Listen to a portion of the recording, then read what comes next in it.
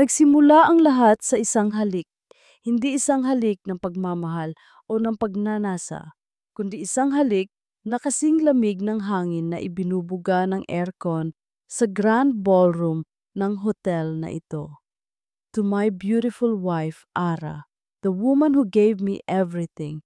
Happy 10th anniversary, my love. Nagpalakpakan ang lahat ng mga bisita, mga kaibigan, pamilya, mga business partner ni Marco. Ngumiti si Ara, isang ngiting sanay na niyang gawin. Isang ngiting abot sa kanyang mga pisngi, ngunit hindi kailanman umaabot sa kanyang mga mata.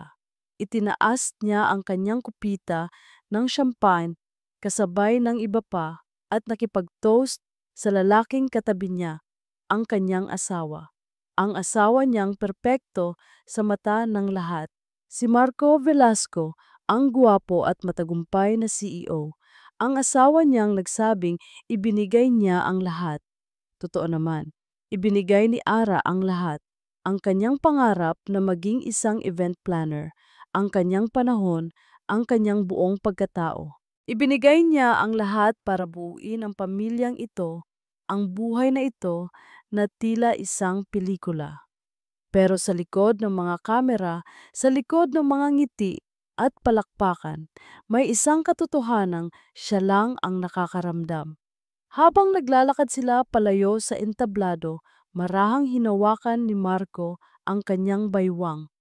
Isang kilos na para sa iba ay puno ng paglalambing, ngunit para kay Ara ito ay isang kilos na walang laman. Mekanikal, kalkulado. You look stunning tonight, ma'am, bulong ni Marco, sapat lang para marinig niya. Ma'am, ganoon na siya kung tawagin nito kapag nasa publiko sila. Parang isang inside joke na sila lang ang nakakaalam. Dati, kinikilig siya. Ngayon, parang isang paalala na ang lahat ng ito ay isang pagtatanghal. Ikaw ang may gawa nito, sir, sagot niya. Pinanatili ang nangiti sa kanyang labi. Hinaluan niya ang mga bisita. Bawat pagbati ng congratulations at bagay na bagay talaga kayo ay parang maliliit na karayom na tumutusok sa kanyang puso. Tumango siya, nagpasalamat at ngumiti. Paulit-ulit, isang pamilyar na amoy ang biglang dumaan sa kanyang ilong. Ang pabango ni Marco. Hindi ang mamahaling pabango na suot nito ngayon, kundi ang luma niyang pabango noong sila ay nagsisimula pa lamang. Iyong mura lang na nabibili sa department store. Bigla siyang dinala ng alaala sa isang maliit na apartment sa Quezon City. Siksikan, mainit, pero puno ng tawanan at pangarap. Naalala niya ang isang gabi habang kumakain sila ng instant noodles dahil iyon lang ang kaya nilang bilhin, bigla siyang hinila ni Marco patayo. Sayaw tayo, sabi nito, kahit walang tugtog. Baliw ka talaga, natatawa niyang sabi. Pero sumayaw sila, mabagal, sa gitna ng kanilang munting sala, sa ilalim ng isang bumbilyang aandap-andap. At doon, hinalikan siya ni Marco. Isang halik na puno ng pangako, puno ng init, puno ng pag-ibig, na abot hanggang sa kaibuturan ng kanyang kaluluwa. Nasaan na ang lalaking iyon? Nasaan na ang init na iyon?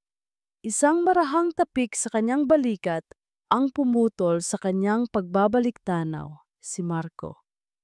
Okay ka lang, tanang? Tanong nito. Ang mga mata ay tila nag-aalala, ngunit may distansya. Tumango siya. Naalala ko lang noong araw. Ngumiti si Marco, isang matipid na ngiti. Itinaas nito ang kamay at marahang hinaplos ang kanyang pisngi. At pagkatapos, sa harap ng ilang mga kaibigan na nakatingin, inilapit nito ang muka at idinampi ang mga labi sa kanyang noo. At iyon na iyon, ang malamig na halik. Isang dampi na sobrang ikli, sobrang walang kabuhay-buhay, parang isang obligasyon na kailangang gawin. Naramdaman ni Ara ang isang panginginig na gumapang sa kanyang likuran, isang kilabot na hindi dulot ng lamig ng ballroom. "Excuse me?" sabi niya, pilit na ngumingiti. "Kukuha lang ako ng tubig." Kailangan niyang makalayo, kahit saglit lang. Habang naglalakad siya patungo sa service area, nadaanan niya ang study room na inilaan ng hotel para sa mga VIP. Bahagyang nakabukas ang pinto, at mula sa loob, narinig niya ang boses ni Marco. Huminto siya. Hindi niya dapat ginagawa ito. Mali ito. Pero hindi niya mapigilan ang kanyang mga paa. Dahan-dahan siyang lumapit sa pinto, sapat lang para marinig ang usapan sa loob. "I know, Itong, I know." Pabulong na sabi ni Marco. May kausap ito sa cellphone. "Hindi rin madali para sa akin ito." May sandaling katahimikan. "Please, intindihin mo muna. It's a big night." "Yes, of course." Muling katahimikan, at pagkatapos ay ang mga salitang tuluyang dumurog sa anumang natitirang pag-asa sa puso ni Ara. "I miss you too." Napahawak si Ara sa kanyang bibig para pigilan ang anumang tunog na maaaring lumabas. Ang kanyang paghinga ay tila nahinto. Ang tibok ng kanyang puso ay umalingaw-ngaw sa kanyang mga tainga, mas malakas pa kaysa sa malabong tunog ng party sa labas. Dahan-dahan, siyang umatras, bawat hakbang ay parang may bigat na 1 tonelada. Bumalik siya sa gitna ng kasiyahan, ang kanyang muka ay isang perpektong maskara ng katahimikan. Walang nakapansin, walang nakaramdam. Para sa kanila, siya pa rin si Ara Sarmiento, ang masayang misis ng perpektong si Marco Velasco. Natapos ang party, umalis ang mga bisita. Sa biyahe pauwi, sa loob ng kanilang mamahaling sasakyan, nanatiling tahimik si Ara. Si Marco naman ay abala sa pag-check ng mga email sa kanyang cellphone. Pagdating sa bahay, nauna siyang umakyat sa kanilang silid. Nagbihis siya at humiga sa kama, nakatalikod sa pinto. Narinig niyang pumasok si Marco. Narinig niya ang lagaslas ng tubig mula sa shower at naramdaman niya ang bahagyang paglubog ng kama nang humiga na ito sa tabi niya. Hindi ito nagsalita, hindi man lang siya hinawakan. Maya-maya lang narinig na niya ang malalim at ritmikong paghinga nito. Tulog na ito. Paano siya nakakatulog ng ganito kahimbing? Habang ang buong mundo niya ay gumuho, ang asawa niya ay mahimbing na natutulog sa tabi niya. Doon, sa dilim ng kanilang silid, sa katahimikan ng kanilang malaking bahay, walang luhang pumatak mula sa mga mata ni Ara. Ang sakit na nararamdaman niya ay sobrang lalim, sobrang tindi, na tila natuyo na ang kanyang mga luha. Ang pumalit dito ay isang bagay na iba, isang bagay na malamig at matigas, isang determinasyon. Dahan-dahan siyang bumangon mula sa kama. Kinuha niya ang kanyang cellphone mula sa bedside table at pumasok sa banyo, marahang isinara ang pinto. Umupo siya sa sahig, ang malamig na tiles ay hindi man lang makapantay sa lamig na nararamdaman niya sa loob. Binuksan niya ang browser ng kanyang cellphone. Nag-alinlangan siya sandali, ang kanyang daliri ay nanginginig sa ibabaw ng screen. Pagkatapos, may diin at katiyakan, nag-type siya. Private Investigator in Manila. Lumabas ang isang listahan ng mga pangalan at numero. Pinili niya ang una, isang pangalan na mukhang professional. Tinitigan niya ang call button. Ito na yon, ang sandaling babaguhin ang lahat. Huminga siya ng malalim at pinindot ito. Habang naririnig niya ang tunog ng pag-ring sa kabilang linya, isang pangako ang binitiwan niya sa kanyang sarili. Hindi na siya iiyak. Tapos na ang panahon ng pagiging biktima. Kung ang 10 taon ng pagmamahal ay kayang tapusin sa isang malamig na halik at isang pabulong na tawag sa telepono, Sisiguraduhin niyang ang katapusan ng kanilang kwento ay isusulat niya mismo at hindi ito magiging maganda. Ang napiling lugar ni Ara ay isang maliit at hindi kilalang kafe sa isang sulok ng Makati, malayo sa mga lugar na madalas puntahan ng mga kakilala niya. Amoy kape at lumang libro sa loob, tahimik. Perpekto para sa isang transaksyon na ayaw niyang malaman ng mundo. Nauna siyang dumating ng 10 minuto. Bawat pagpasok ng bagong customer ay nagpapakaba sa kanya. Paano kung kilala niya? Paano kung may makakita sa kanya? Eksaktong 3:00 ng hapon, isang lalaking nasa mid-40s ang pumasok. Simple lang ang suot nito, plain polo shirt at maong. Walang espesyal sa itsura nito, iyong tipo na makakasalubong mo sa daan at makakalimutan mo rin agad. Iyon marahil ang dahilan kung bakit epektibo siya sa kanyang trabaho. Lumapit ito sa kanyang lamesa. Ma'am Ara Sarmiento? Tanong ng lalaki sa mahinang boses. Tumango lang siya. Mr. Reyes po. Inilahad nito ang kamay. Nag-aalangan man, tinanggap ito ni Ara. Malamig. Kasing lamig ng desisyon na ginawa niya kagabi. Umupo si Mr. Reyes sa tapat niya at inilapag ang isang folder sa lamesa. Hindi ito nagsalita. Hinintay lang nitong si Ara ang magsimula. Gusto kong malaman. Babasag ang boses ni Ara. Huminga siya ng malalim at sinubukang muli. Sa pagkakataong ito, mas matatag na. Gusto kong malaman kung may ibang babae. Nahirapan siyang bigkasin ang mga salitang iyon. Parang isang pag-amin, isang pagsuko, na ang perpektong buhay na ipinapakita niya sa lahat ay isa lamang kasinungalingan. Tumango si Mr. Reyes. Ang kanyang mukha ay walang mababakas na anumang emosyon. Sanay na siya sa mga ganitong kwento. Para sa kanya, ito ay trabaho lamang. Sino po ang asawa ninyo? Marco Velasco. Bahagyang kumunot ang noo ni Mr. Reyes, isang panandaliang pagkilala. Ang CEO ng Velasco Holdings, tumango ulit si Ara. Naramdaman ang pamilyar na kirot ng pagiging anino lamang ng kanyang asawa. Oo, siya nga. May hinala po ba kayo kung sino? Umiling si Ara, isang kasinungalingan. Ayaw niyang pangalanan si Isabel. Ayaw niyang gawing totoo ang multo na gumugulo sa kanyang isipan sa pamamagitan ng pagbigkas ng pangalan nito. Umaasa pa rin ang isang maliit, hangal na bahagi ng kanyang puso na sana ay nagkakamali siya. Wala, pabulong niyang sagot. Kinuha ni Ara ang isang litrato mula sa kanyang bag.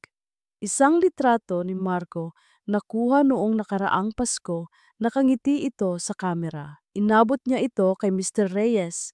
Kinuha rin niya ang isang sobrang puti na naglalaman ng paunang bayad. Gawin ninyo ang lahat ng kailangan, sabi ni Ara. Ang boses ay determinadong pilit. Kailangan ko ng pruweba, malinaw na pruweba. Kinuha ni Mr. Reyes ang litrato at ang sobre. Masusunod po, ma'am. Tatawagan ko kayo sa loob ng ilang araw. Pagkatapos noon, tumayo na ito at umalis, kasing bilis at kasing tahimik ng pagdating nito. Naiwan si Ara sa lamesa, nakatitig sa kapeng hindi niya nagalaw. Ang init nito ay nawala na, tulad ng init sa kanyang pagsasama. Ang mga sumunod na araw ay isang uri ng impyerno. Bawat umaga, kailangan niyang bumangon at maghanda ng almusal. Ngumiti sa kanyang mga anak at humalik sa pisngi ni Marco bago ito umalis papuntang opisina. Kailangan niyang magpanggap na ang lahat ay normal, na hindi siya unti-unting namamatay sa loob. Isang hapon, habang tinutulungan niya ang anak niyang si Leah sa homework nito, biglang tumunog ang doorbell. Si Isabel. ang kanyang matalik na kaibigan, ang ninang ng kanyang anak. Bessie! Masayang bati nito, sabay yakap ng mahigpit kay Ara. Naramdaman ni Ara ang panlalamig ng kanyang buong katawan. Ang yakap ni Isabel ay parang isang ahas na pumupulupot sa kanya.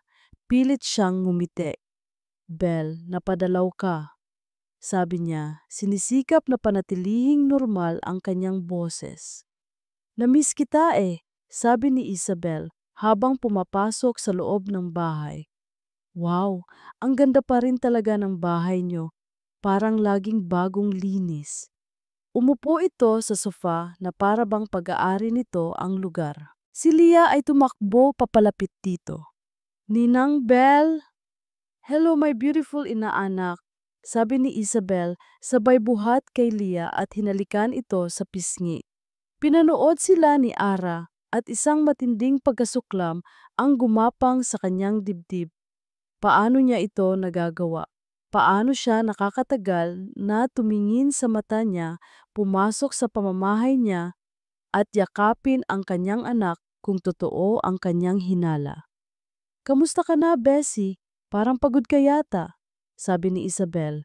Ang mga mata ay puno ng tila totoong pag-aalala. Okay lang ako, medyo napuyat lang dahil sa party, pagsisinungaling ni Ara. Ang bawat segundo na kasama niya si Isabel ay isang pagtitiis. Ang bawat tawa nito ay parang isang insulto. Gusto niyang sumigaw. Gusto niyang isampal dito ang lahat ng kanyang hinala, pero pinigilan niya ang sarili.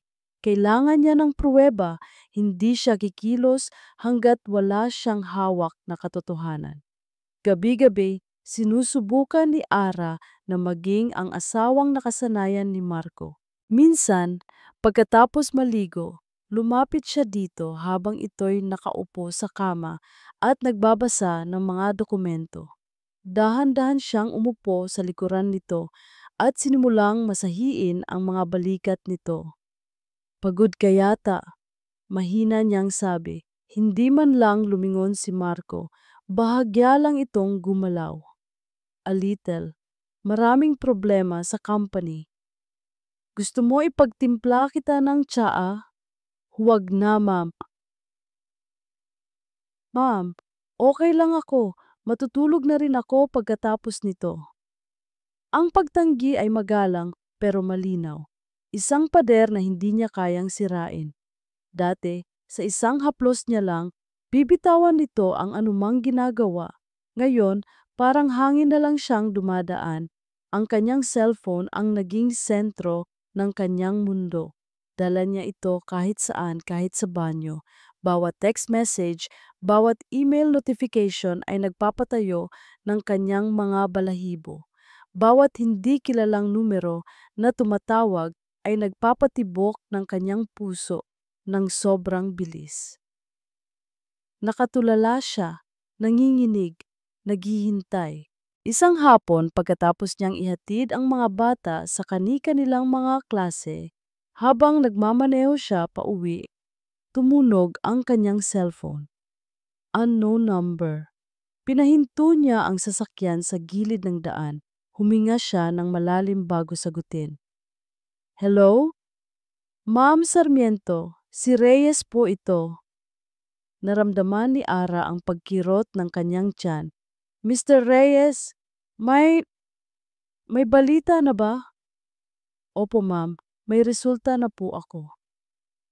Ang mga salitang iyon ay simple lang, pero ang bigat ay parang isang malaking bato na bumagsak sa kanyang dibdib.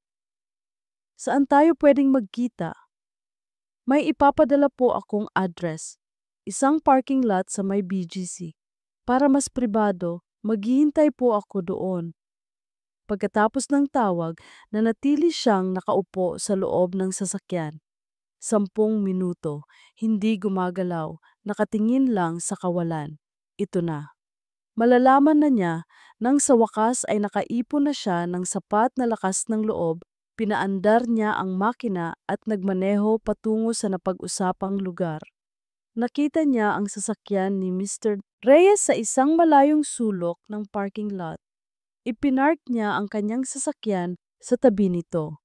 Bumaba si Mr. Reyes, lumapit sa bintana niya at iniabot ang isang malaking brown envelope. Walang salitang namutawi sa kanilang mga bibig. Tinanggap ni Ara ang sobre. Tumango lang si Mr. Reyes at bumalik na sa kanyang sasakyan at umalis. Naiwan siyang mag-isa. Nakapatay ang makina ng kanyang sasakyan. Ang tanging naririnig niya ay ang malakas na kabog ng kanyang sariling dibdib. Tinitigan niya ang sobre na nasa kanyang kandungan, ang manipis na papel na iyon ang naglalaman ng katapusan ng kanyang mundo. Pero alam niyang hindi na niya kaya. Ang laso ng pagdududa ay kumalat na. Kailangan niya ng lunas o ng kumpirmasyon ng kamatayan. Nanginginig ang kanyang mga kamay habang dahan-dahan niyang pinupunit ang selyo. Ang tunog ng napupunit na papel ay tila nakakabingi sa loob ng tahimik na sasakyan. Inilabas niya ang laman, isang salansan ng mga makintab na litrato. Ang una ay medyo malayo ang kuha. Isang lalaki at isang babae na papasok sa lobby ng isang kilalang hotel sa Alabang. Nakatalikod sila pero kilala ni Ara ang tindig ng lalaki. Ang paraan ng paglalakad nito, ang suot nitong business suit na siya mismo ang namili. Walang duda. Si Marco yon. Ang babae, mahaba ang buhok, balingkinitan ang katawan, maaaring kahit sino. Sa isang saglit, isang maliit na hibla ng pag-asa ang kumapit sa puso ni Ara. Baka isang business meeting lang, baka isang kliyente, binaligtad niya ang litrato. Ang sumunod na larawan ay kuha sa loob ng isang restaurant. Mas malapit na ngayon, nakaupo sila sa isang lamesa sa isang sulok. Nagtatawanan, nakahawak ang kamay ng babae sa braso ni Marco. At sa pagkakataong ito, kitang-kita na ni Ara ang mukha ng babae. Ang pamilyar na ngiti, ang buhok na madalas niyang purihin, ang hikaw na regalo pa niya noong Pasko, si Isabel. Hindi, hindi maaari. Naramdaman ni Ara na tila sinasakal siya. Ang hangin ay ayaw pumasok sa kanyang mga baga. Ang kanyang paningin ay nagsimulang lumabo. Nanginginig ang kamay niya habang binabaligtad ang huling litrato. At iyon na, ang katotohanan sa matalas at malinaw na kulay. Sa labas ng hotel, magkayakap at ang kanilang mga labi ay magkadikit sa isang halik na puno ng pagnanasa, isang halik na matagal nang ipinagkakait sa kanya. Ang mga kamay ni Marco ay nasa baywang ni Isabel, habang ang mga kamay naman nito ay nakapulupot sa batok ng kanyang asawa. Ang 2 taong pinakamahalaga sa buhay niya, ang kanyang asawa at ang kanyang matalik na kaibigan. Nabitiwan ni Ara ang mga litrato. Kumalat ang mga ito sa sahig ng kanyang sasakyan, mga piraso ng kanyang nawasak na buhay. Wala siyang maramdaman. Manhid, plangko. Tumingin siya sa salamin sa harap. Ang babaeng nakatingin pabalik sa kanya ay may mga matang walang buhay, parang isang estranghero. Iyon ba talaga siya? Si Ara Sarmiento, ang asawang hinangaan ng lahat? O isa na lamang siyang hangal na pinagtaksilan sa paraang pinakamasakit? Hindi siya sumigaw. Hindi siya umiyak. Isang malamig na bagay ang gumapang mula sa kanyang tiyan paakyat, sa kanyang dibdib, mahigpit at masakit, na tila pinipiga ang lahat ng hangin mula sa kanya. Ang tanging alam niya sa sandaling iyon, habang nakakalat sa kanyang paanan ang mga larawan ng katotohanan, ay tapos na ang lahat. Tapos na ang kwento ng pag-ibig nila. At isang bagong, mas madilim na kabanata ang kasisimula pa lamang. Hindi alam ni Ara kung gaano katagal siyang nakaupo lang sa loob ng sasakyan, nakatitig sa kawalan. 10 minuto? 20? 1 oras? Ang oras ay tila tumigil habang ang mundo sa labas ng kanyang bintana ay patuloy sa pag-ikot na para bang walang nangyari. Sa wakas, gumalaw ang kanyang mga kamay. Hindi para punasan ang mga luhang, hindi naman dumaloy, kundi para damputin ang mga litrato mula sa sahig. Isa-isa, bawat piraso ng papel ay parang nagliliyab na uling sa kanyang palad. Nagmaneho siya, hindi pa uwi. Hindi niya kayang umuwi, hindi pa. Dinala siya ng kanyang mga gulong sa isang pamilyar na daan patungo sa timog, palayo sa syudad. Dinala siya na nito sa isang lugar na dati ay kanlungan nila ni Marco, isang maliit, halos abandonadong beach kung saan sila madalas magpunta noong nagsisimula pa lamang sila, noong ang tanging yaman nila ay ang kanilang mga pangarap. Ipinark niya ang sasakyan sa ilalim ng isang puno ng niyog. Ang tunog ng mga alon na humahampas sa dalampasigan ay marahas, hindi kalmado. Tila nakikiramay sa bagyo sa loob ng kanyang dibdib. Doon, sa pag-iisa, sa loob ng kanyang sasakyan, hinayaan niyang bumagsak ang lahat. Ang unang yugto ng sakit ay hindi sigaw. Ito ay isang tahimik na pagkabali. Bawat larawan sa kanyang kamay ay isang punyal. Ang larawan ni Isabel na tumatawa habang nakahawak sa braso ni Marco. Naalala ni Ara ang araw ng kanyang kasal. Si Isabel, ang kanyang maid of honor, ang nag-ayos ng kanyang belo. "You deserve all the happiness in the world, Bessie." Bulong nito sa kanya noon, may mga luha ng tuwa sa mga mata. Kasinungalingan. Lahat ay kasinungalingan. Ang larawan nila sa lobby ng hotel. Naalala ni Ara ang gabi kung kailan hindi umuwi si Marco dahil sa isang biglaang out-of-town meeting. Nag-alala siya ng husto. Tinawagan niya ito ng paulit-ulit. Hindi niya alam na habang siya ay balisa sa bahay, ang asawa niya ay nasa mga bisig ng kanyang matalik na kaibigan. At ang huling larawan, ang halik. Ang halik na iyon ang sumira sa lahat. Ang halik na puno ng pagnanasang matagal na niyang hindi natikman. Ang halik na para bang sila ang sentro ng mundo. Isang butil ng luha ang sa wakas ay pumatak mula sa kanyang mata. Sinundan pa ng isa at isa pa, ngunit hindi ito ang iyak ng isang taong naaawa sa sarili. Ito ay iyak ng isang taong namatayan. Namatayan ng tiwala, namatayan ng pag-ibig. Namatayan ng pamilyang pinaglaanan niya ng kanyang buong buhay. Hinawakan niya ang kanyang cellphone. Ang kanyang daliri ay automatic na nag-dial sa numero ni Marco. Gusto niyang sumigaw, gusto niyang isumbat ang lahat, gusto niyang marinig itong magsinungaling. Ngunit bago pa niya pinindot ang call button, huminto siya. Ano ang mangyayari kung tatawagan niya ito? Itatanggi niya. Sasabihin niyang gawa-gawa lang ang mga litrato o baka aaminin niya at gagawin siyang kontrabida. Ang asawang nagkulang, ang asawang hindi na nakakaintindi. Magiging siya ang kaawa-awa, ang babaeng hysterical. At sa isang iglap, ang lahat ay nagbago. Ang nag-aalab na sakit ay biglang lumamig at tumigas, nag-anyong isang bagay na matalim at mapanganib. Ang mga luha ay biglang natuyo. Ang kanyang mga kamay na kaninay nanginginig sa pighati ay tumigil, ngayon ay matatag na. Hindi siya iiyak sa harapan nila. Hindi niya ibibigay sa kanila ang satisfaction na makita siyang durog. Ang pagharap ngayon ay kahangalan. Isang emosyonal na kilos na walang patutunguhan.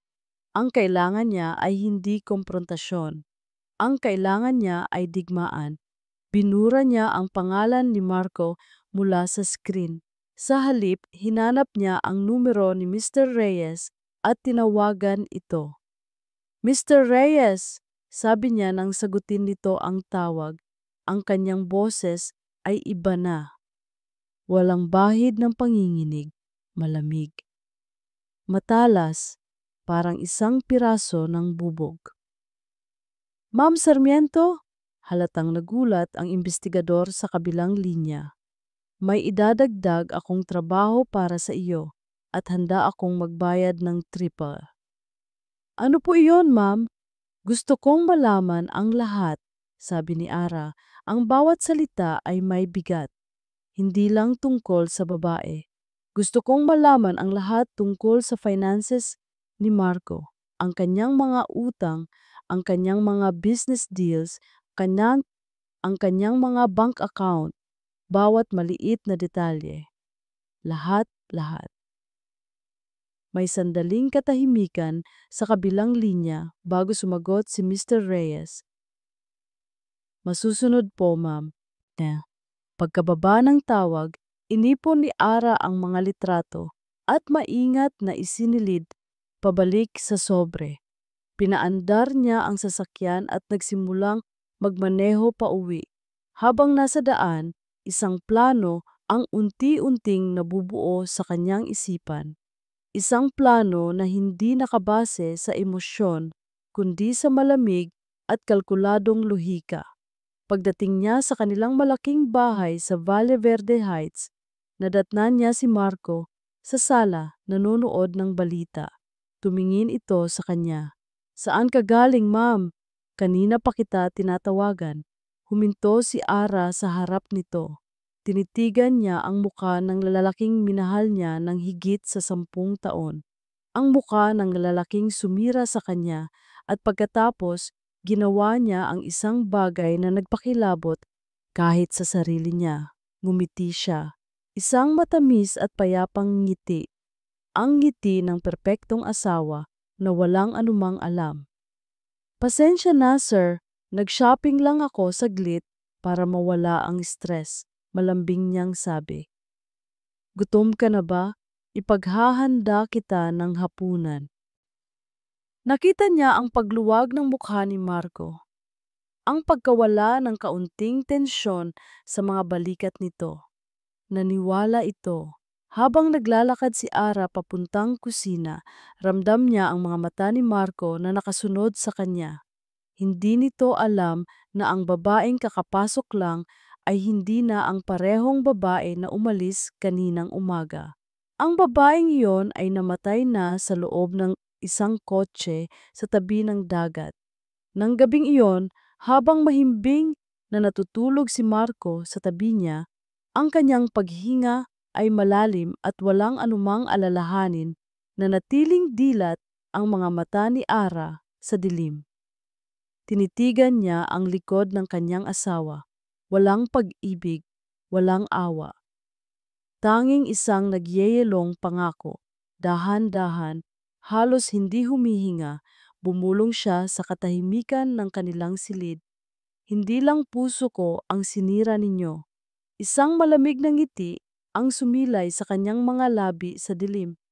Sisirain ko ang mundo ninyo.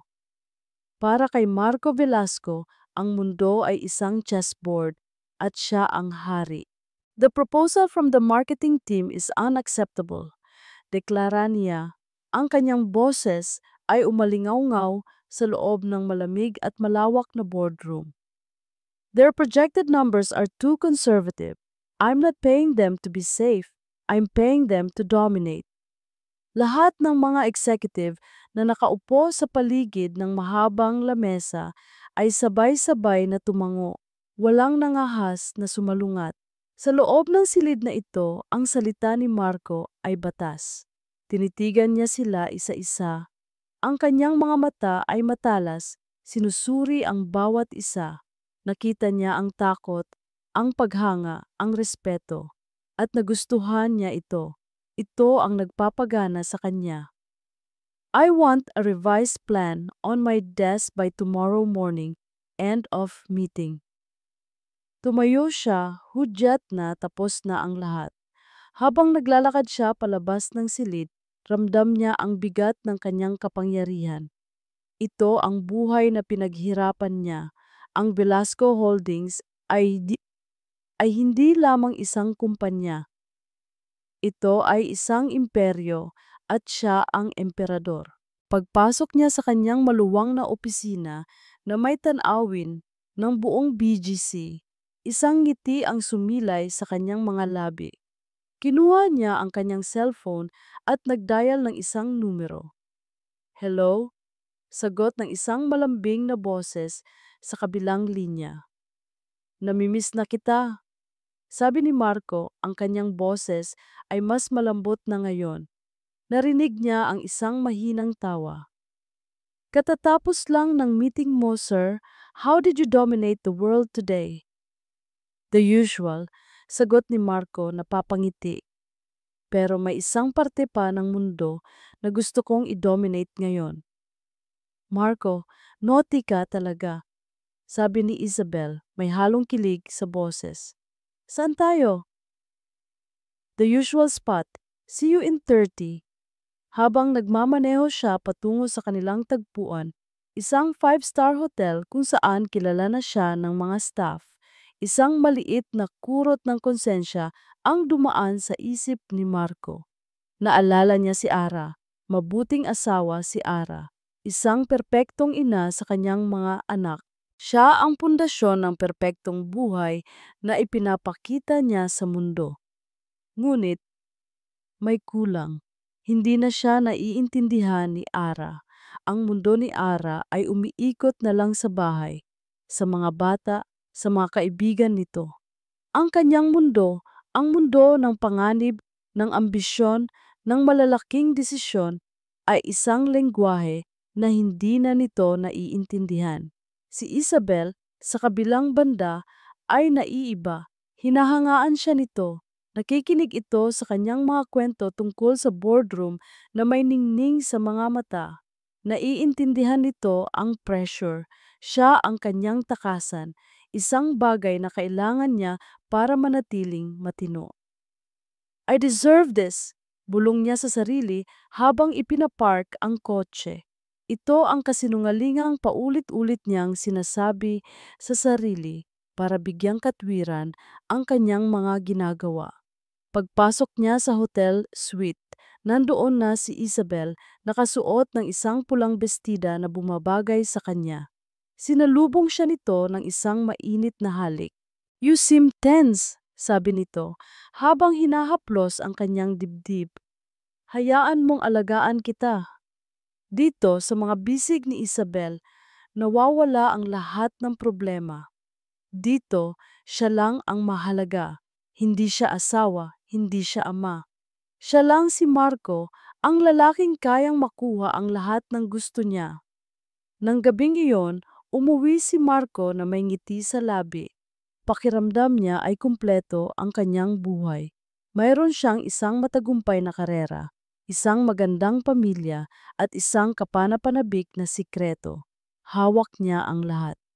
Pagbukas niya ng pinto ng kanilang bahay, naamoy niya agad ang paborito niyang pagkain, kare-kare. Pagpasok niya sa dining area, nakita niya si Ara nag-aayos ng lamesa. Ang mga bata ay tapos ng kumain at naglalaro sa sala. Welcome home, sir! Bati ni Ara na may isang matamis na ngiti. Isang ngiti na sa mga nakaraang linggo ay tila mas naging madalas at mas naging matamis. Mukhang masarap ang dinner natin, ma'am, sabi ni Marco, sabay halik sa pisngi nito. Napansin niya ang pagbabago kay Ara nitong mga huling araw. Mas malambing ito, mas maalaga. Hindi na ito nagrereklamo kung gabi na siya umuwi.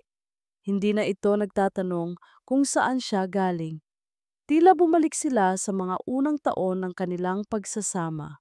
Marahil ay napagod na rin ito sa pagiging mainitin ang ulo. O marahil, natanggap na nitong abala talaga siyang tao. Ano man ang dahilan, nagustuhan ito ni Marco. Ito ang perpektong setup. Kamusta ang araw mo? Tanong ni Ara habang kumakain sila. Stressful, as usual, pero kaya naman. Kaya mo yan. Ikaw pa ba? Sabi ni Ara, ang kanyang mga mata ay puno ng paghanga. O yun ang akala ni Marco. Pagkatapos ng hapunan, habang naglalaro siya sandali kasama ang mga bata, Nakita niya si Ara na umupo sa harap ng kanyang laptop sa study tables sa isang sulok ng sala. "Anong ginagawa mo dyan, ma'am?" tanong niya. Tinutulungan ko lang si Leah. May research project siya tungkol sa mga hayop. Hinahanapan ko lang ng mga pictures, sagot ni Ara, hindi man lang lumilingon. Tumango lang si Marco at hindi na ito pinansin. Masyado siyang abala sa pag-iisip sa kanyang sariling tagumpay. Si Ara at ang mundo nito ay simple at predictable. Malayo sa komplikadong mundo na kanyang ginagalawan. Nang gabi ring iyon, bago matulog, nakatanggap siya ng text mula kay Isabel. "Thinking of you." Ngumiti siya at mabilis na binura ang mensahe. Sa tabi niya, mahimbing nang natutulog si Ara. Tinitigan niya ang kanyang asawa. Maganda pa rin ito. Isang perpektong palamuti sa kanyang perpektong buhay. "I have it all," bulong niya sa hangin. Isang pakiramdam ng lubos na pagmamataas ang bumalot sa kanya. Biglang nag-vibrate ang kanyang cellphone sa bedside table. Isang hindi rehistradong numero. Kumunot ang kanyang noo. Sino naman kaya ito sa ganitong oras ng gabi? Sinagot niya ito. "Hello, Velasco speaking." "Good evening, Mr. Velasco. This is Mr. Hernandez from Metro Alliance Bank." Sabi ng isang formal na boses sa kabilang linya. Biglang kinabahan si Marco. "Yes, what is this about?" "Sir, this is just a courtesy call to remind you that the primary corporate loan of Velasco Holdings, amounting to 100 million pesos, is set to mature next Friday. We trust that you have already prepared the necessary funds for the full payment as per our agreement." Ang mga salita ay tumama kay Marco na parang isang malaking truck. 100 million. Full payment. Next Friday, biglang nanuyo ang kanyang lalamunan. Ang pakiramdam ng pagiging hari ng mundo ay biglang naglaho na parang bula. Ang naiwan ay isang malamig at matinding takot. "Mr. Velasco, are you still there?" Hindi nakasagot si Marco. Ang kanyang mga mata ay nakatitig sa dilim, pero ang tanging nakikita niya ay ang unti-unting pagguho ng imperyong kanyang itinayo.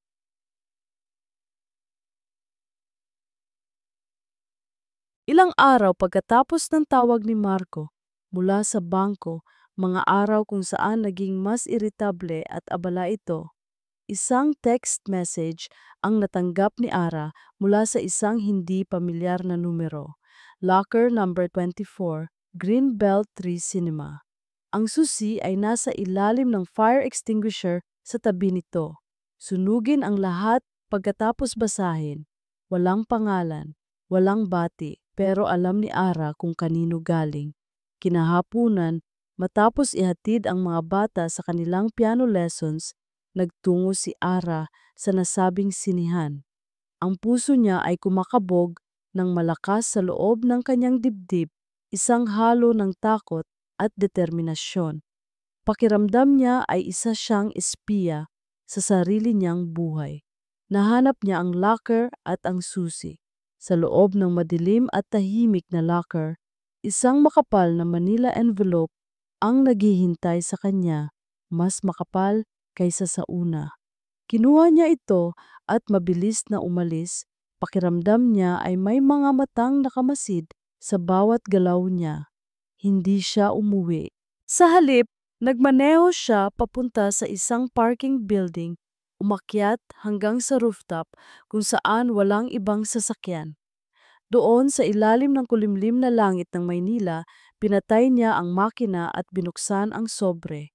Hindi ito mga litrato. Ang laman nito ay mga dokumento, mga kopya ng bank statements, loan agreements, corporate papers. Sa una nalito si Ara, mga numero, mga technical na termino. Pero habang binabasa niya ang kasamang sulat kamay na report ni Mr. Reyes, Unti-unting nabuo ang isang larawan na mas nakakakilabot pa kaysa sa mga litratong hawak niya noon. Velasco Holdings, total liabilities, 280,000. Metro Alliance Bank loan, due for full payment, 100,000. Multiple supplier accounts, overdue. Ang mga numero ay nakasulat sa pulang tinta na para bang sumisigaw ng panganib. Ang kumpanyang ipinagmamalaki ni Marco, ang pundasyon ng kanilang marangyang pamumuhay, ay hindi isang matatag na imperyo. Isa itong bahay na gawa sa baraha na anumang sandali ay babagsak, pero hindi iyon ang pinakamasakit na parte. Sa huling pahina ng report ni Mr. Reyes, may isang talata na nagpatigil sa paghinga ni Ara. Napansin ko ang pattern, ma'am. Ang financial records ng kumpanya ay nagsimulang bumagsak 18 buwan na ang nakalipas. Sa parehong panahon, biglang naging malapit si Mr. Velasco kay Ms. Isabel Reyes. Ang ama ni Ms. Reyes, si Mr. Alfonso Reyes, ay isang kilalang at maimpluwensyang investor. Base sa aking investigasyon, si Mr. Velasco ay desperadong sinusubukang makakuha ng pondo mula kay Mr. Reyes para isalba ang kanyang kumpanya. Ang relasyon niya sa anak nito ang kanyang pinakamalaking alas. Binitiwan ni Ara ang mga papel. Kumalat ang mga ito sa passenger seat. Isang malamig na realisasyon ang bumalot sa kanya. Isang katotohanang mas masakit pa sa simpleng pambababae. Ang pagtataksil na ito ay hindi lang dahil sa pagnanasa. Hindi lang ito isang simpleng pagkakamali. Ito ay isang transaksyon. Si Isabel ay hindi lang isang kabit, isa siyang kasangkapan.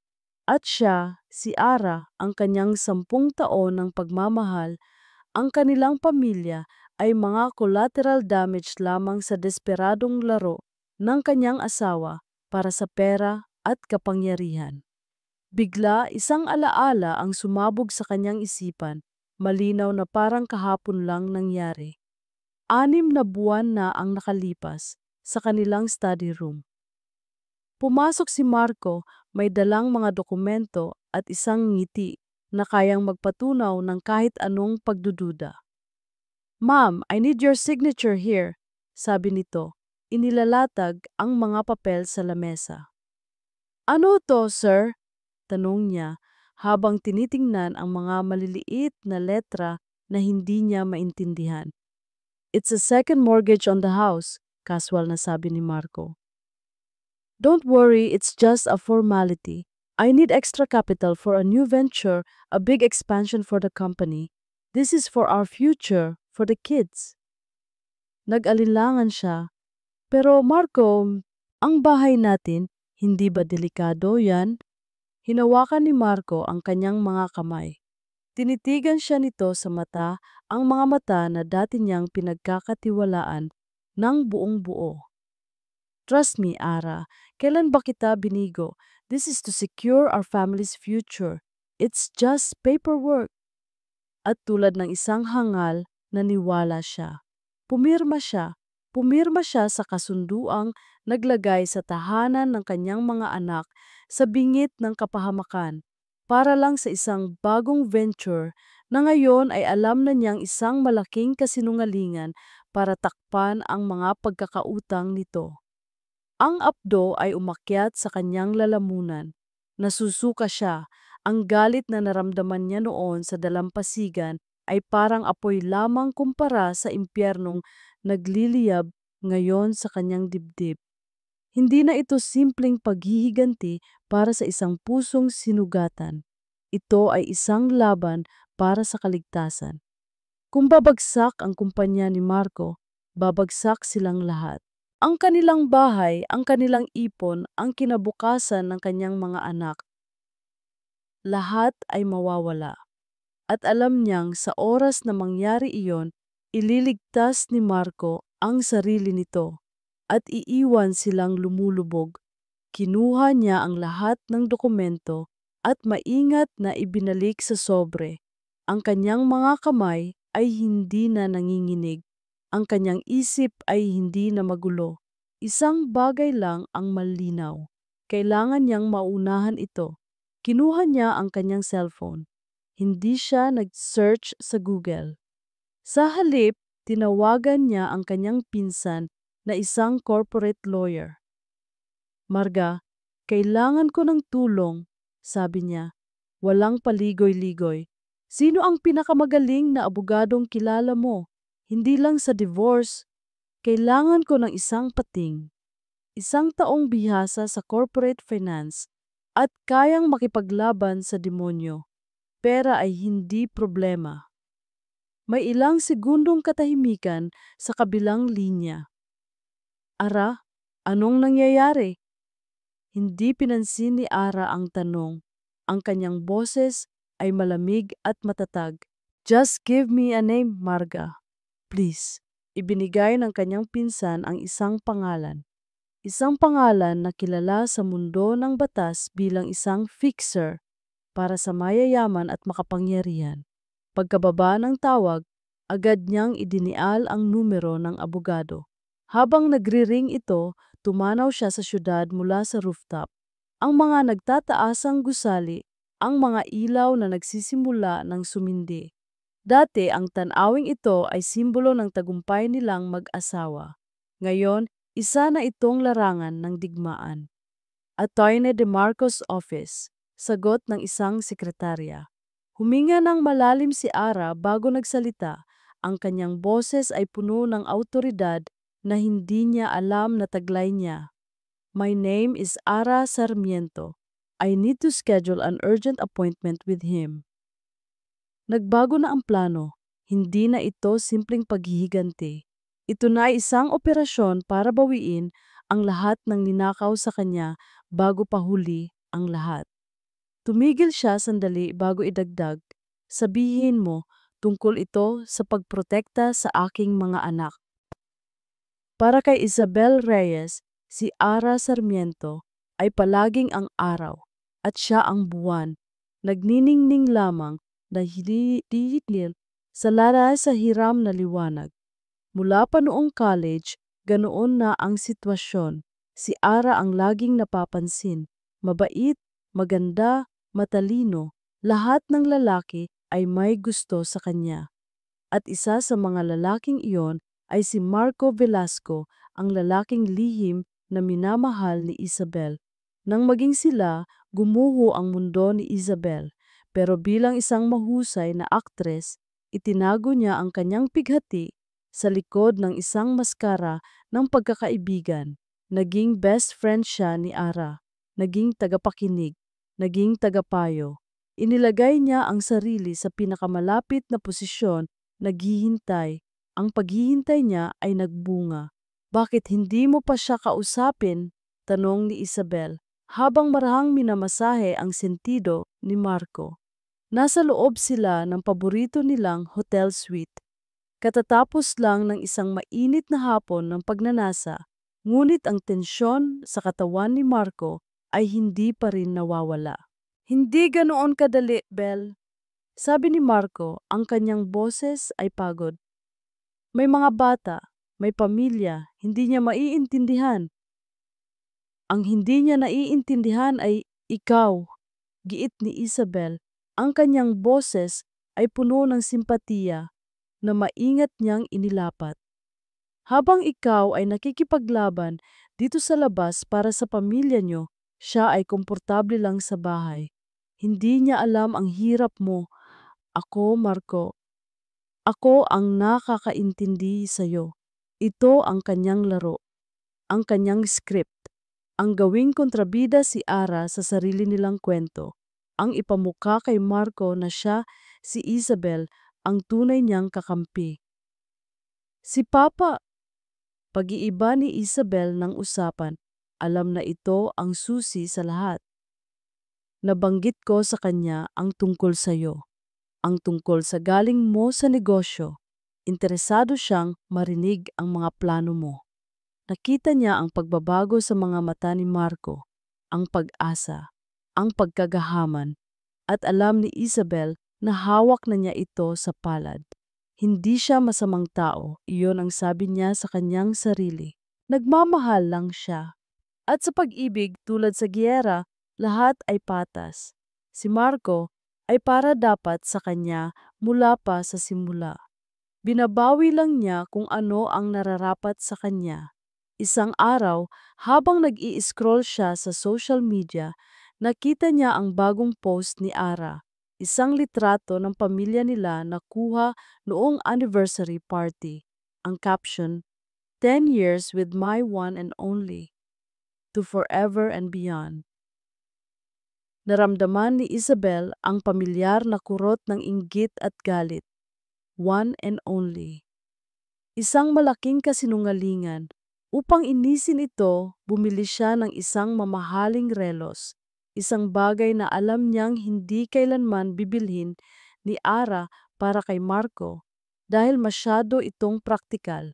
Ipinadala niya ito sa opisina ni Marco na may kasamang card. Para sa lalaking nagpapatigil ng oras ko. P. Isang maliit na probokasyon, isang patikim. Umaasa siyang makikita ito ni Ara. Umaasa siyang magsisimula na itong maghinala. Gusto na niyang matapos ang pagpapanggap. Gusto na niyang sumabog ang lahat. Tumingin siya sa salamin. Matagal niyang pinagmasdan ang kanyang refleksyon. Maganda siya, matagumpay. Nagmula sa isang mayamang pamilya. Bakit siya palaging segunda lang kay Ara? Ako ang mas karapat-dapat, bulong niya sa kanyang refleksyon. Ako ang nararapat para kay Marco. Paulit-ulit niyang sinasabi iyon hanggang sa maniwala na siya mismo. Isang gabi, nagkita sila ni Marco sa isang private bar. Halatang-halata ang problema sa mukha nito. Ang dati nitong kumpiyansa ay napalitan ng isang bagay na mas madilim, desperasyon. Hindi maganda ang sitwasyon, Belle. Pag-amin nito matapos uminom ng isang tuwid na shot ng whiskey.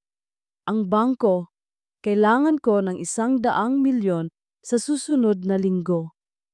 Ito na ang pagkakataong hinihintay ni Isabel, ang sandali kung kailan siya na ang magiging tagapagligtas. Kaya nga andito ako, Marco, sabi niya hinahawakan ang kamay nito. Si Papa, handa siyang tumulong. Isang investment, sasaluhin niya ang utang mo. Nakita niya ang lunas na gumuhit sa mukha ni Marco, isang malalim na paghinga nga nanggit pala na ang ginhawa. Ngunit hindi pa tapos si Isabel, may kapalit ang kanyang tulong. Pero dahan-dahan niyang sinabi, tinitiyak na nakukuha niya ang buong atensyon nito. May kondisyon siya. Gusto niyang masigurado na ang taong tutulungan niya ay matatag, na walang gulo sa personal na buhay. Kumunot ang noo ni Marco. Anong ibig mong sabihin? Ang ibig kong sabihin, Marco, ay hindi kanya tutulungan hanggat kasal ka pa kay Ara. Hinila ni Marco ang kanyang kamay. Ano, Isabel? Hindi pwede. Hindi pa ngayon. Ito na ang huling baraha ni Isabel. Oras na para ipusta ang lahat. Tumayo siya, ang kanyang muka ay isang maskara ng nasasaktang pag-ibig at pagkadismaya. Pagod na akong maging sikreto, Marco. Pagod na akong maging pangalawa lang, sabi niya. Ang kanyang boses ay nanginginig sa pinigilang emosyon. Kung hindi mo kayang ipaglaban ang pagmamahal mo sa akin, kung mas importante pa rin sa'yo ang pagpapanggap na yan kaysa sa akin, kaysa sa kinabukasan ng kumpanya mo, kung gayon wala na tayong dapat pag-usapan. Tinalikuran niya ito, nagbibilang sa kanyang isip. 1, 2. Bel, sandali! Tawag ni Marco, puno ng panik ang boses. Humarap si Isabel. Ang kanyang mga mata ay nagpapahayag ng sakit, isang husay sa pag-arte na pinraktis niya ng paulit-ulit. Diyos, Marco, sabi niya, Ang kanyang boses ay halos pabulong na ngunit may bigat ng isang ultimatum. Siya o ako. Tinitigan niya ito, pinapanood ang pagtatalo sa loob nito, ang pag-ibig sa pamilya laban sa desperasyon para sa kaligtasan. At alam ni Isabel kung alin ang mas matimbang para sa isang lalaking tulad ni Marco. Kung hindi mo kayang iwanan siya, dagdag niya bilang huling suntok, kalimutan mo na ang tulong ng pamilya ko. Bumagsak ang mga balikat ni Marco sa pagkatalo. Tumingin ito sa kanya at sa mga mata nito nakita ni Isabel ang kanyang tagumpay. Ang tagumpay na 10 taon niyang hinintay. Malapit na niyang makuha ang lahat. Ang lalaki, ang buhay, ang pwesto na matagal na niyang inaasam. Ang hindi niya alam habang ipinagdiriwang niya ang kanyang nalalapit na panalo sa isang opisina ng abogado sa kabilang panig ng syudad, ang tunay na reyna ay naghahanda na para sirain ang buong chessboard. Ang opisina ni Attorney Antonio De Marco ay nasa pinakatuktok ng isang gusali sa Ortigas. Mula sa kanyang bintana, tanaw ang buong syudad.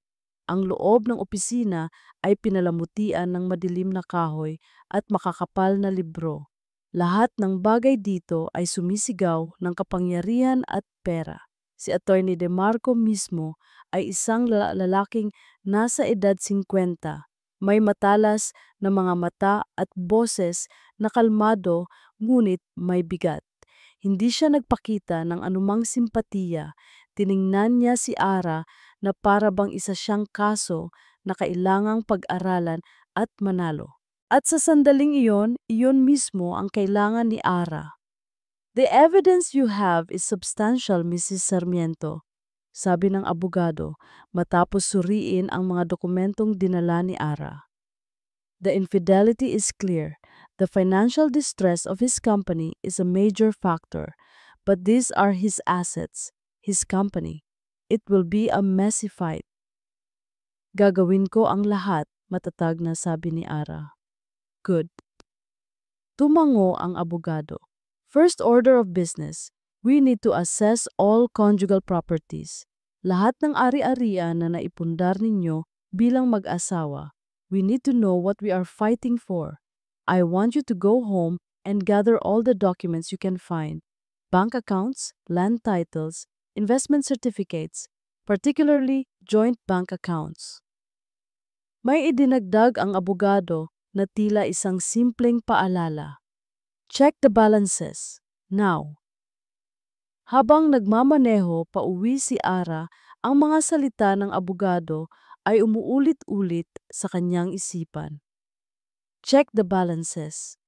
Isang malamig na kaba ang gumapang sa kanyang dibdib. May isang partikular na account na pumasok sa kanyang isip. Ang future fund. Iyon ang tawag nila sa joint savings account na binuksan nila para sa edukasyon ni Lia at Benjo. 10 taon niya itong hinulugan. Bawat buwan, gaano man kalaki o kaliit, naglalagay siya roon. Iyon ang kanyang sagradong pondo. Pagdating sa bahay, tahimik. Wala pa ang mga bata mula sa eskwela. Si Marco ay nasa opisina.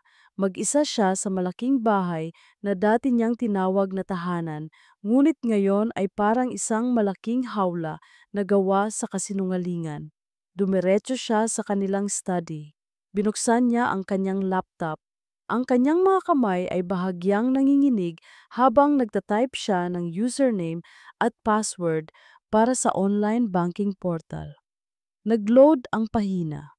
Nakita niya ang listahan ng kanilang mga account. At doon, sa ilalim ng pangalang Lia and Benjo Future Fund, huminto ang kanyang paghinga. Kinailangan niyang i-click ito para makita ang detalye. Isang click lang. Isang simpleng galaw na babago sa lahat. Pinindot niya ito. Sa isang sandali, ang mundo ni Ara ay naging tahimik. Ang tanging naririnig niya ay ang mahinang ugong ng aircon at ang malakas na pagpintig ng dugo sa kanyang mga tainga. Sa screen, sa tabi ng available balance, ay may mga numerong nakatingin pabalik sa kanya. Malamig, walang awa. P00, walang natira. Hindi siya makagalaw. Tinitigan niya ang screen, umaasang baka nagkamali lang siya ng pag-click, baka isang system error. Pero malinaw na nakasulat sa transaction history, isang malaking withdrawal ginawa 2 linggo na ang nakalipas. Ang buong halaga hanggang sa huling sentimo, inilipat sa isang account sa ilalim ng pangalan ng Velasco Holdings. Bigla, naalala niya ang isang hapon. Halos 1 taon na ang nakalipas. Naglalakad siya sa mall at nakita niya sa isang boutique window ang isang napakagandang bestida. Matagal na siyang hindi nakabibili ng damit para sa sarili. Lagi niyang inuuna ang mga bata, ang bahay, ang mga pangangailangan ni Marco. Pero ang bestidang iyon, tinawag siya nito. Pumasok siya sa loob, isinukat niya. Perpekto ang bagsak sa kanya. Tiningnan niya ang presyo. Mahal. Katumbas ng 2 buwang hulog niya sa future fund. Hawak-hawak niya ang bestida. Gustong-gusto niya. Karapat-dapat naman siguro siya, minsan lang. Ngunit sa huli, maingat niya itong ibinalik sa sabitan. Para sa mga bata, sabi niya sa sarili, mas mahalaga ang kinabukasan nila. At ngayon, ang lahat ng kanyang sakripisyo, ang lahat ng kanyang pagtitipid, ang bawat hindi balena at sa susunod na lang para sa sarili. Lahat ng iyon, ninakaw. Hindi lang pera ang kinuha ni Marco. Kinuha nito ang mga pangarap niya para sa kanyang mga anak. Kinuha nito ang bawat piraso ng kanyang pagiging ina. Naramdaman ni Ara na nanghina ang kanyang mga tuhod. Dahan-dahan siyang napatayo mula sa upuan, ngunit ang kanyang mga binti ay hindi siya kayang suportahan. Napasandal siya sa pader at dahan-dahang napaupo sa sahig ng kusina. At doon, sa kauna-unahang pagkakataon, mula nang malaman niya ang lahat, humagulgol siya. Hindi ito ang tahimik na pag-iyak na pinipigilan. Ito ay isang malakas, masakit, at nakakabinging iyak na nagmula sa kaibuturan ng kanyang nawasak na kaluluwa. Iyak para sa nawalang pag-ibig, para sa pagkakaibigang sinayang, para sa pamilyang binuo niya na isa lamang palang palabas. At higit sa lahat, iyak para sa kanyang mga anak na ninakawan ng sarili nilang ama. Napayuko siya, niyakap ang kanyang mga tuhod at hinayaan ang sakit na lamunin siya ng buo. Pakiramdam niya ay nasa ilalim siya ng karagatan, nalulunod, walang hangin, walang liwanag. Ito na ang dulo, ito na ang pagkatalo. All is lost.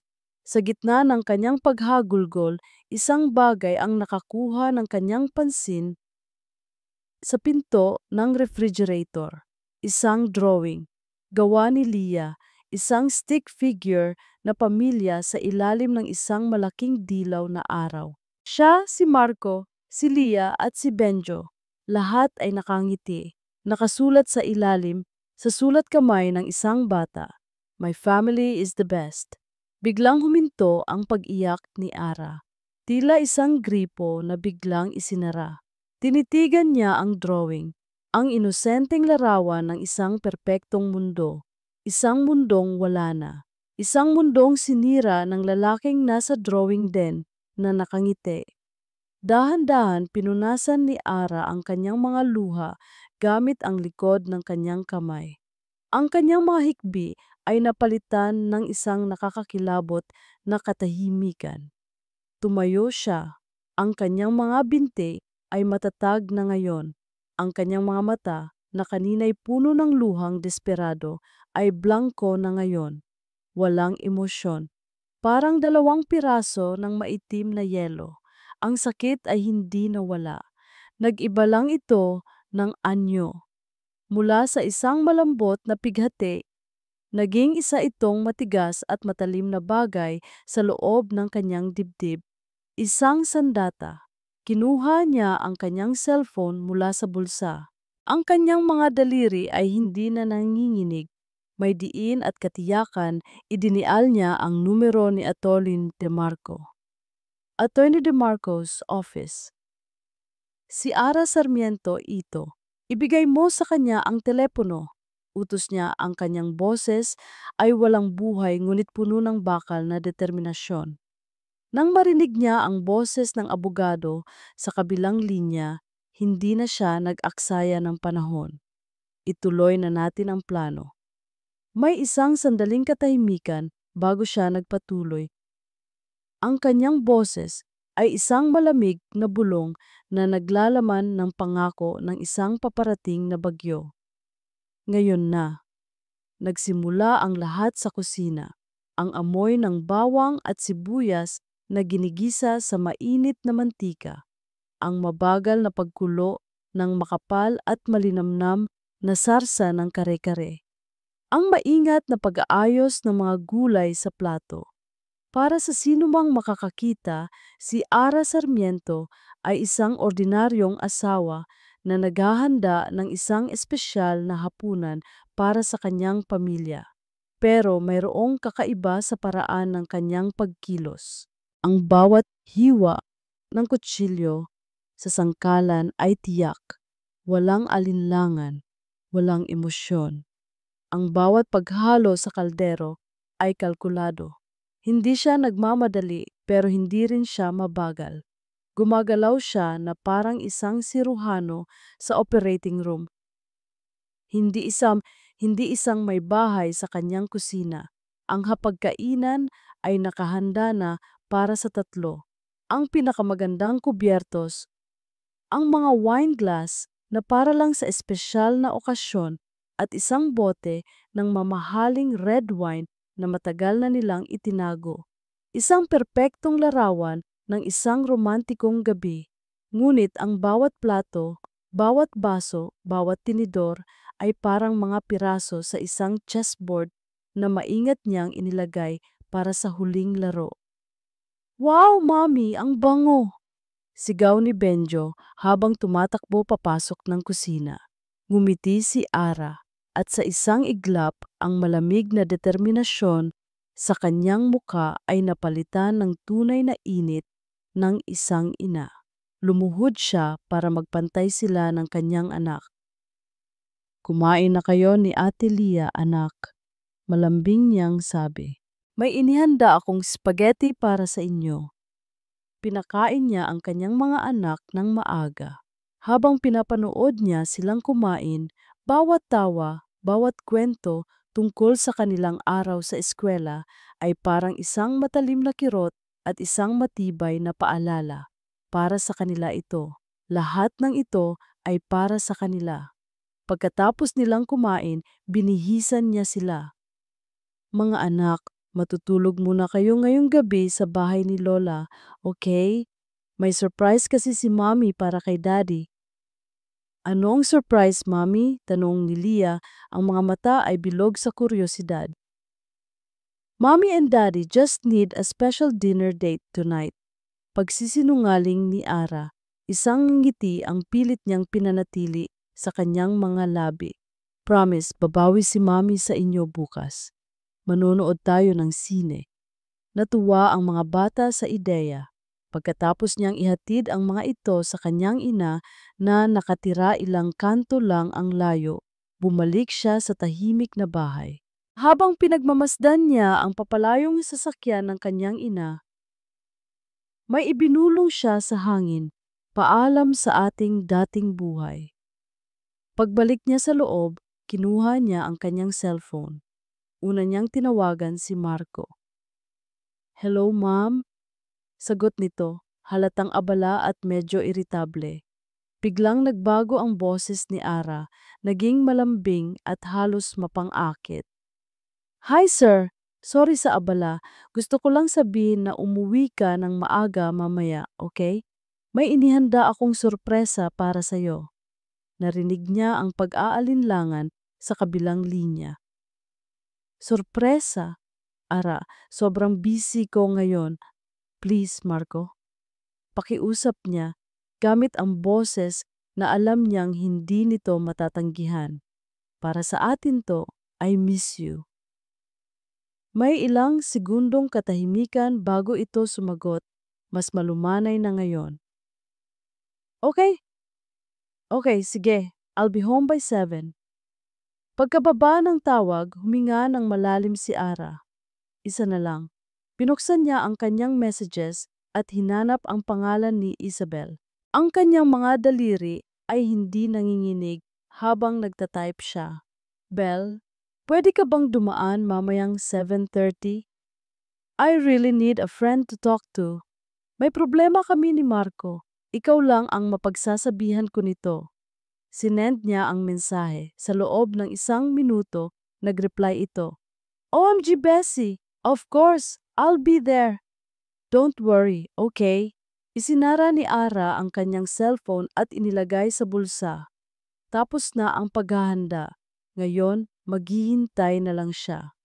Eksaktong 7:00, dumating si Marco. Ang pagod at stress sa kanyang mukha ay bahagyang napalitan ng pagtataka nang makita niya ang nakahandang hapagkainan.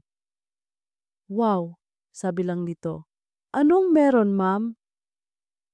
Wala lang, nakangiting sabi ni Ara. Gusto ko lang bumawi sa'yo. Alam kong sobrang stress ka na sa trabaho. Halika, umupo ka muna. Magbubukas ako ng wine. Umupo si Marco, tila bahagyang gumaan ang pakiramdam. Naniwala ito. Ang asawa niyang palaging naniniwala sa kanyang mga kasinungalingan. Habang nagbubuhos si Ara ng wine sa kanilang mga baso, eksaktong 7:30 ng gabi, tumunog ang doorbell. Ako na, sabi ni Marco, tumatayo. Baka may delivery lang. Naglakad si Marco papunta sa pinto. Pinanood siya ni Ara, ang baso ng wine ay hawak niya ng mahigpit. Ito na. Binuksan ni Marco ang pinto at natigilan. Sa labas nakatayo si Isabel. Ang muka ay puno ng pag-aalala na agad napalitan ng pagkalito nang makita si Marco. Marco, gulat na tanong ni Isabel. Belle, anong ginagawa mo dito? Gulat ding tanong ni Marco. Ang kanyang mga mata ay nagpapalipat-lipat mula kay Isabel papunta kay Ara na ngayon ay nakatayo na sa likuran niya. Ang dalawang taksil na huli sa bitag, nakatayo sa pintuan ng kanyang tahanan, parehong litong-lito. Lumabas si Ara mula sa likuran ni Marco, dala ang isang ngiti na hindi umabot sa kanyang mga mata. Isang ngiti na kasing lamig ng sahig na gawa sa marmol. Tumingin siya sa kanila, isa-isa, na para bang mga specimen sa ilalim ng isang mikroskopyo. Mabuti naman at kumpleto na tayo. Ang boses niya ay kalmado, payapa, ngunit may isang matalim na talim na kayang humiwa ng bakal. Umupo kayo, marami tayong dapat pag-usapan. Ang katahimikan sa loob ng dining room ay mas mabigat kaysa sa pinakamahal na muebles na naroroon. Walang nagsasalita. Si Marco at Isabel ay nakaupo sa magkabilang dulo ng mesa na parang dalawang estudyanteng nahuli ng kanilang guro. Si Ara naman ay umupo sa kabisera, sa pwestong karaniwang inuupuan ni Marco. Ngayong gabi, siya ang may kapangyarihan. Ara, ano to? Anong kalokohan to? Unang nagsalita si Marco. Sinusubukang bawiin ang kontrol, ngunit ang kanyang boses ay may bahid ng kaba. Hindi siya sinagot ni Ara. Sa halip, kinuha niya ang bote ng wine at nagsalin sa baso ni Isabel. Wine? Belle ba? Alok niya, ang boses ay parang seda. You look stressed. You should relax. Bessie, hindi ko maintindihan. Nagsimulang magsalita si Isabel. Ang kanyang mukha ay isang perpektong maskara ng inosenteng pagkalito. Pinapunta mo ako dito dahil may problema kayo. May problema nga kami. Putol ni Ara, ang ngiti ay hindi pa rin nawawala sa kanyang mga labi. Actually, maraming problema. Dahan-dahan niyang inilapag sa ibabaw ng mesa ang isang pamilyar na brown envelope. Ang parehong sobre na naglalaman ng katapusan ng kanyang mundo. Ang parehong sobre na magiging simula ng katapusan ng sa kanila. Binuksan niya ito at inilabas ang mga litrato. Inilatag niya ang mga ito sa mesa na parang mga baraha sa isang laro ng poker. Isa-isa. Ang larawan sa hotel, ang larawan sa restaurant, ang larawan ng halik. Bawat larawan na inilalapag niya ay parang isang malakas na sampal sa katahimikan. Ang mukha ni Marco ay biglang namutla na parang nawalan ng lahat ng dugo. Si Isabel naman ay napahawak sa kanyang bibig. Ang kanyang pagkukunwaring inosente ay biglang gumuho. Ara, let me explain. Nagsimulang muli si Marco, tumatayo. Umupo ka, utos ni Ara at sa unang pagkakataon, ang kanyang boses ay nawalan ng lambing. Napalitan ito ng bakal, malamig at hindi matitinag. Hindi pa ako tapos. Sumunod si Marco. Umupo siyang muli na parang isang tuta na sinaway. Kinuha ni Ara ang pangalawang sobre, ang mas makapal. Akala ko noong una, simpleng pambababae lang ito. Masakit, oo, nakakadurog, sabi ni Ara habang tinitingnan sila isa-isa. Pero habang tumatagal, nalaman ko na mas malaki pa pala dito ang problema. Hindi ba, Marco? Inilabas niya ang mga dokumento. Ang utang sa bangko na 100 milyon. Ang mga supplier na hindi mo binabayaran. Ang second mortgage sa bahay na ito, ang tahanan ng mga anak ko na ipinirma ko dahil naniwala ako sa iyo. Sabi ni Ara, ang bawat salita ay isang patak ng lason. At ang pinakamasakit sa lahat, nagpatuloy siya, kinuha ang isang bank statement. Ang future fund ng mga bata, 10 taon ng sakripisyo ko, ninakaw mo para isalba ang sarili mo. Ibinato niya ang bank statement sa harap ni Marco. Ang numerong P0.00 ay tila lumundag mula sa papel. Hindi ko alam yan. Mabilis na tanggi ni Isabel, sinusubukang iligtas ang sarili. Marco, anong... Tumahimik ka, sabi ni Ara. Tinititigan si Isabel ng may matinding pagkasuklam. Huwag kang magkunwaring biktima dito. Alam kong ginagamit ka niya para makalapit sa tatay mo. At alam kong ginagamit mo ang sitwasyon para makuha ang gusto mo. Pareho lang kayong oportunista. Natahimik si Isabel na para bang sinampal. Ibinaling muli ni Ara ang kanyang atensyon kay Marco, na ngayon ay nakayuko na hindi makatingin sa kanya. Naiintindihan ko na ngayon, Marco, desperado ka, at ang desperadong tao gagawin ang lahat. Kahit pa ang lokohin ang asawa, gamitin ang kaibigan, at nakawin ang pera ng sariling mga anak. Walang sumasagot, walang makasagot. Ang katotohanan ay nakalatag na sa mesa, kasama ng mga litrato at dokumento. Sa huli, inilabas ni Ara ang isang set ng mga papeles mula sa isang malinis na folder. Inilapag niya ito sa harap ni Marco. Ano yan? Nanginginig na tanong ni Marco. Annulment papers, simpleng sagot ni Ara. Kasama na rin dyan ang kasunduan na isinasalin mo sa akin ang buong pagmamayari ng bahay na ito ng natitira nating mga investment at ang full custody kina Lia at Benjo. Wala kang makukuha, wala kang karapatan. Tumawa si Marco, isang tawang walang saya, isang tawang desperado.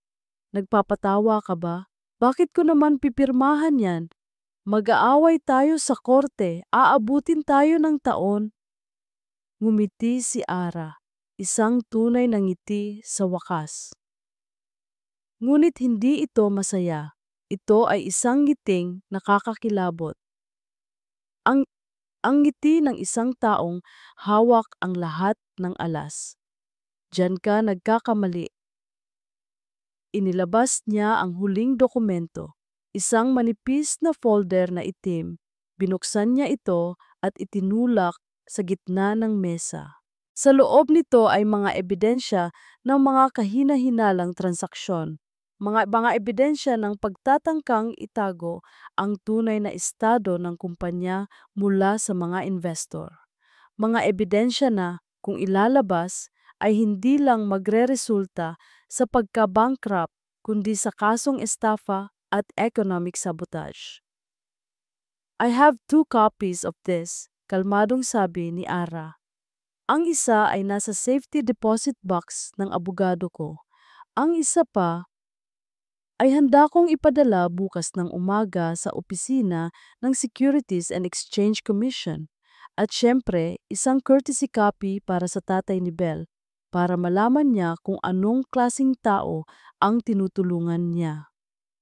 Tumingin si Marco mula sa mga papeles papunta kay Ara. Ang kanyang mukha ay puno ng hindi paniniwala. At sa unang pagkakataon, tunay na takot. Ang babaeng nasa harap niya ay hindi na ang asawa niyang kilala niya. Ito ay isang estranghero, isang kalaban na mas matalino at mas mapanganib kaysa sa inaakala niya. You have 2 choices, Marco, sabi ni Ara. Ang kanyang boses ay isang huling hatol. Pirmahan mo ang lahat ng ito at mananatili itong sikreto nating tatlo. Aalis ka sa bahay na ito ngayong gabi na wala kang dala kundi ang mga damit mo at hindi mo naguguluhin ang mga anak ko. Oh, nagpatuloy siya sumandal sa kanyang upuan. Huwag mong pirmahan. At bukas, panoorin natin pareho kung paano guguho ang buong mundo mo. Kinuha ni Ara ang isang Montblanc pen, regalo niya kay Marco noong kanilang 5th anniversary, at maingat na inilapag sa ibabaw ng annulment papers. Ang tunog ng paglapag ng pen sa papel ay ang tanging maririnig sa silid. Ito ang tunog ng isang paghuhukom, nanginginig at basang-basa ng pawis. Dahan-dahang inabot ni Marco ang panulat. Tumingin siya kay Isabel na nakatingin sa kanya ng may hindi makapaniwalang ekspresyon na parabang ngayon lang nakita ang tunay na halaga o kawalan nito ng lalaking ipinaglaban niya. At pagkatapos, ibinalik niya ang tingin kay Ara, ang babaeng sinira niya, ang babaeng muling bumangon mula sa abo para sunugin siya ng buo. Yumuko si Marco at nagsimulang pumirma.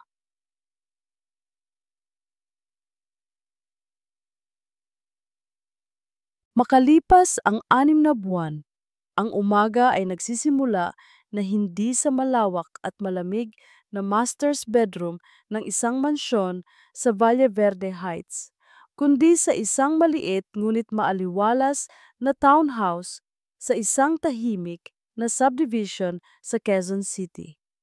Hindi na siya ginigising ng ugong ng central aircon, kundi ng sinag ng araw na tumatagos sa bintana at ng huni ng mga ibon mula sa maliit na hardin sa labas. Si Ara Sarmiento ay naghahanda ng almusal, scrambled eggs, sinangag at hotdogs na hiniwa na parang bulaklak. Simple lang, walang sosyal na pagkain, walang katulong na naghahanda. Siya lang. At ang masayang tawanan ng kanyang mga anak mula sa sala. Leah, Benjo, breakfast is ready! Tawag niya. Mabilis na tumakbo ang dalawa papunta sa maliit na dining table. Wow, mommy, flower hotdogs! Masayang sabi ni Benjo. Ngumiti si Ara, isang tunay na ngiti, isang ngiting abot hanggang sa kanyang mga mata. Sa mga unang linggo matapos ang gabi ng pagtutuos, ang mga ngiti ay pilit. Ngayon, kusa na itong lumalabas. Ibinenta niya ang malaking bahay. Ang perang nakuha matapos bayaran ang utang sa bangko na kagagawa ni Marco ay sapat para makapagsimula siyang muli. Bumili siya ng townhouse na ito, mas maliit pero mas ramdam niyang tahanan. At ang natira ay maingat niyang inilagay sa isang trust fund para sa mga bata, isang pondong siya lang ang may kontrol. Ang Velasco Holdings, gaya ng inaasahan, ay bumagsak. Nang walang pondo mula sa pamilya ni Isabel at sa pag-alis ng ilang mahahalagang investor na nakarinig ng mga bulung-bulungan, hindi na ito nakabangon. Ang huling balita na narinig ni Ara tungkol kay Marco ay mula sa isang dating kaibigan. Nakatira daw ito ngayon sa isang maliit na apartment na inuupahan, sinusubukang bumangon muli. Ngunit ang anino ng kanyang pagkabigo ay palaging nakasunod. Minsan, naiisip siya ni Ara, hindi dahil sa pagmamahal, kundi bilang isang paalala, isang multo mula sa isang buhay na tila pag-aari na ng ibang tao. Si Isabel naman, matapos malaman ng kanyang ama ang buong katotohanan, hindi mula kay Ara kundi mula sa sarili nitong investigasyon, ay itinakwil.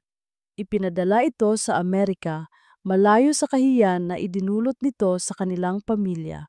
Nakuha niya ang lalaking gusto niya, ngunit sa huli, isang talunang lalaki lang pala ito. Isang panalong walang laman.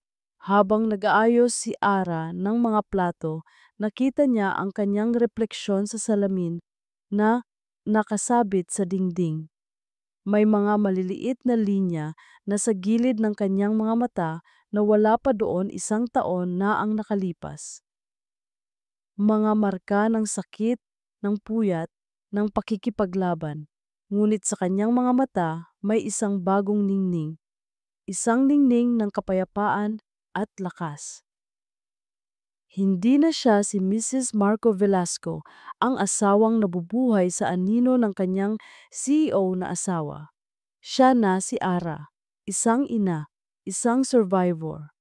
Pagkatapos ihatid ang mga bata sa eskwela, umuwi si Ara at umupo sa harap ng kanyang laptop. Sa isang sulok ng kanilang sala, nagtayo siya ng isang maliit na home office. Gamit ang kanyang dating talento sa event planning, nagsimula siya ng isang maliit na online business, paggawa ng mga customized gift packages at party favors. Maliit pa lang, pero unti-unti dumarami ang kanyang mga kliyente. Binuksan niya ang kanyang email. Isang bagong mensahe ang bumungad sa kanya. Subject: Order confirmation, 100 baptismal souvenirs. Isang malaking order, ang pinakamalaki niya so far. Hindi niya mapigilang mapangiti. Ito ay kanya. Pinaghihirapan niya, binuo niya mula sa simula. Walang tulong mula sa sinuman. Ang pakiramdam ng tagumpay, kahit gaano kaliit, ay mas matamis kaysa sa alinmang mamahaling regalo na natanggap niya noon. Isang hapon, habang nagkakape siya sa kanyang maliit na hardin, pinagmamasdan ang mga anak niyang naglalaro ng habulan sa damuhan, naramdaman niya ang isang bagay na matagal na niyang hindi nararamdaman: katahimikan. May mga peklat pa rin. May mga gabi pa ring binabangungot siya, nagigising na basa ng pawis. May mga pagkakataong kapag nakakakita siya ng isang masayang mag-asawa, may kumikirot pa rin sa kanyang puso. Ang paghilom ay hindi isang tuwid na linya, ngunit sa bawat araw na lumilipas, ang sakit ay nababawasan at ang pag-asa ay lumalago. Nalaman niyang ang tunay na lakas ay hindi pala ang pagtitiis sa isang masakit na relasyon. Ang tunay na lakas ay ang pag-alam kung kailan dapat bumitaw at ang pagkakaroon ng tapang na buuin muli ang sarili mula sa mga durog na piraso. Biglang tumunog ang kanyang cellphone. Isang pangalan mula sa nakaraan ang lumabas sa screen. Isang dati niyang kaibigan mula sa college na matagal na niyang hindi nakikita. Sinagot niya ito. Ara, kamusta ka na? Narinig ko ang nangyari. I'm so sorry, sabi ng kaibigan niya. Okay lang ako, Carla. Actually, I'm more than okay, sagot ni Ara. At sa unang pagkakataon, naniwala siya sa sarili niyang mga salita. That's great to hear. Hey, ayain sana kitang magkape minsan. Catch up lang, if you're free. Nag-alinlangan si Ara sandali. Matagal na siyang hindi lumalabas. Ang kanyang mundo ay umikot lang sa mga bata at sa kanyang munting negosyo. Pero, bakit hindi? Isang ngiti ang sumilay sa kanyang mga labi. Isang ngiti na puno ng posibilidad. Sige, sagot niya, ang kanyang boses ay magaan at malaya. Bakit hindi? Ibinaba niya ang tawag at muling tumanaw sa kanyang mga anak. Si Leah at Benjo. Ang kanyang dalawang kayamanan, ang kanyang dalawang dahilan, sila ang kanyang mundo. At ngayon, sapat na iyon. Hindi na siya naghahanap ng kaligayahan sa isang perpektong bahay, sa isang matagumpay na asawa, o sa pag-apruba ng ibang tao. Ang kaligayahan pala ay matatagpuan sa mga simpleng bagay, sa halakhak ng kanyang mga anak, sa amoy ng bagong lutong sinangag, sa pakiramdam ng nagawang isang bagay para sa sarili niya. Hinipan ng hangin ang kanyang buhok. Ipinikit niya ang kanyang mga mata at dinama ang init ng araw sa kanyang mukha. Isang bagong araw, isang bagong simula, isang bagong umaga, at sa wakas, pagkatapos ng mahabang gabi, malaya na si Ara. At dito nagtatapos ang makulay at mapaghamong kwento ni Ara Sarmiento. Mula sa kaibuturan ng aking puso, maraming salamat. Salamat sa inyong pagsubaybay sa bawat minutong inilaan ninyo upang pakinggan ang paglalakbay ni Ara. Habang isinusulat ko ang kwentong ito, naramdaman ko ang bawat bighati, bawat galit, at bawat pagbangon ni Ara. Hindi naging madali ang kanyang pinagdaanan at hindi rin naging madali ang isulat ang mga bahaging iyon ng kanyang buhay. Higit sa lahat, ang kwentong ito ay isang paalala na ang tunay na lakas ay hindi palaging nasa pagtitiis. Minsan, ito ay nasa tapang na piliin ang sarili na bumitaw sa isang bagay na sumisira sa iyo at na muling buuin ang sarili mula sa mga durog na piraso. Ito ay isang mensahe ng pag-asa na kahit sa pinakamadilim na gabi, palaging mayroong bagong umaga na naghihintay. Nais kong marinig ang inyong mga saloobin. Ano ang tumatak sa inyo sa kwento ni Ara? Ano ang aral na inyong napulot? Mangyaring iwanan ang inyong mga komento sa ibaba. Ang inyong mga boses at kwento ay mahalaga. Muli, maraming salamat sa inyong lahat. Hanggang sa susunod na kwento. Nagmamahal, Pusong Pinoy Tales.